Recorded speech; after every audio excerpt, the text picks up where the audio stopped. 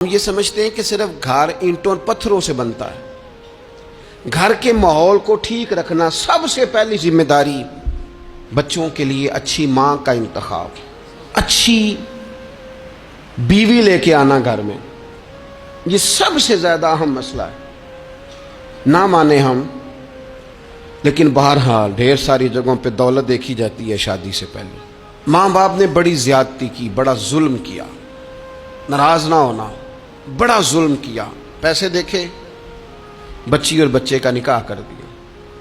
یہ اتنا بڑا زندگی میں آپ نے اپنی اولاد کے ساتھ ظلم کیا ہے کہ آپ تو سائیڈ پہ ہو جائیں گے، لیکن وہ بیچارہ ساری زندگی اس کو بھگتے گا۔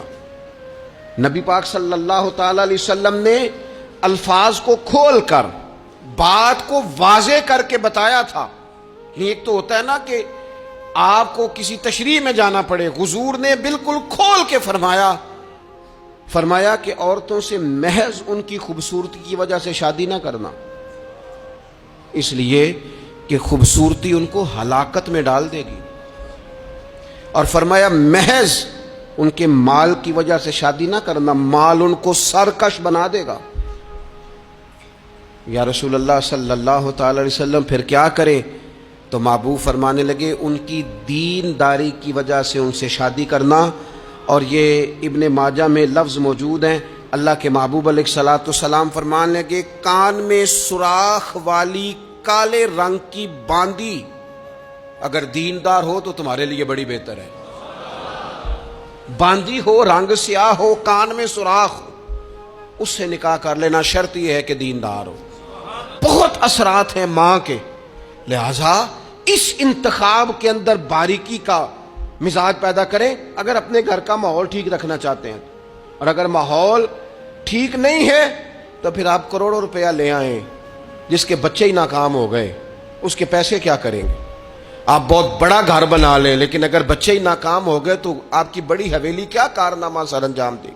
اور اسی طرح کا معاملہ مرد کے ساتھ بھی ہے۔ نبی پاک علیہ الصلوۃ والسلام نے فرمایا جب تمہیں ایسے لوگ پیغام نکاح دیں جن کا دین اور اخلاق اچھا ہو تو پھر اپنی عورتوں کا نکاح ان سے کر دو۔ اگر ایسا نہیں کرو گے تو زمین میں فتنہ برپا ہوگا، فساد ہوگا۔ نیک مرد جب ملے تو پھر اس کے ساتھ نکاح کرو۔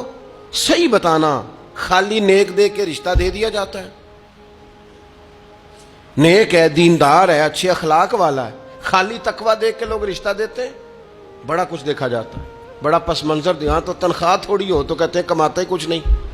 اگر تو بہو آئے تو پھر تو اس کے نصیب کا رزق ہے، اگر بیٹی نے جانا ہو تو پھر اس کے نصیب کا رزق نہیں ہوتا۔